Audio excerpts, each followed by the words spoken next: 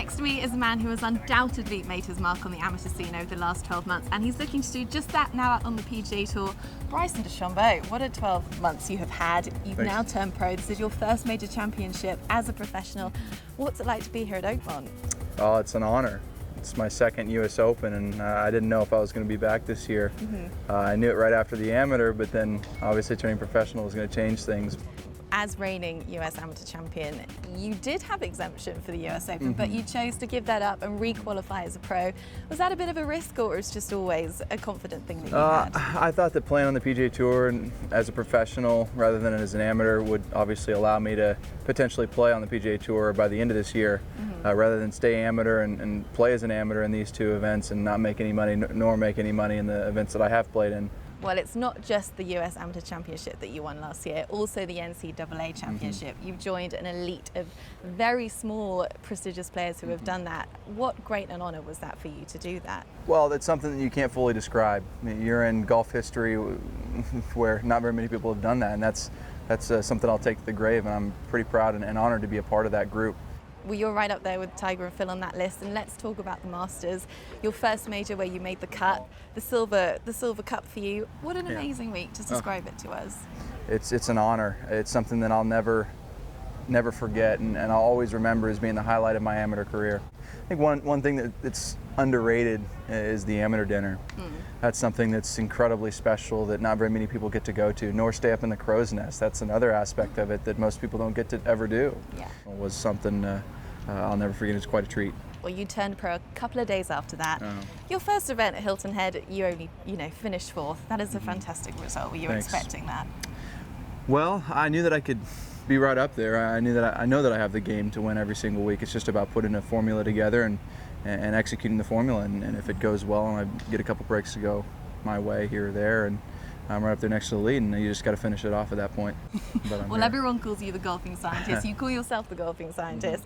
Tell us a little bit about that, because that's what we know you for. Yeah, I said to a couple people out here this week, I'm going to science the heck out of this golf course, and we've done some pretty good work out there, making sure that my speed is proper for any angle to any slope. On any friction values, especially with friction values as quick as these out here. Yeah, and I just have to quickly ask you about the clubs. They're all the same length. Rory has said he doesn't know how you do it with those clubs. Tell us about that. Yeah, I won't go into what Rory said. It would not be the nicest thing. But he's obviously a great player, and he does it his own way. And everybody has their own unique way. I've obviously got my way, and it works for me. And it's one that I've had to think about for a long time and get better at over the course of time. And I think moving forward, we're progressing with it. We're making it better each and every week. And it's ultimately going to get to the point where we can produce it, hopefully, and do our absolute best at making golf a little bit easier for the game, for the people that are playing the game. And for anyone who doesn't know Bryson and doesn't know your unique approach out there on the course, just explain a little bit about it. Yeah, so I have all the same length clubs, and they are all the same weight, same grip, same shaft, same lie angle, just different lofts. Lofts are what account for that distance increase or decrease, depending on the club that I'm using. So I don't go by pitching wedge 9-iron or anything like that. I go by degrees of loft, 60, 55, 50, and it just makes it a little bit easier for me to know what's happening, and it also confuses other people. So I like giving them a little tough test on par threes when they're trying to look at my bag and go, oh, what is he hitting? They don't really know.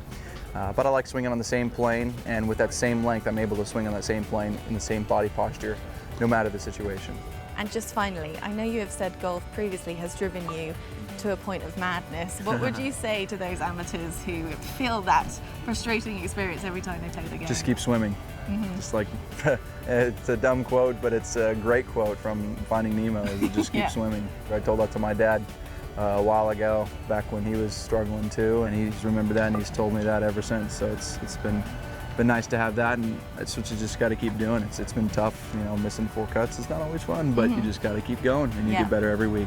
Well, it's a pleasure to chat to you. You are such a highly anticipated amateur turning pro. Wish you the best of luck. Thank you very much. Bryson Dechambeau.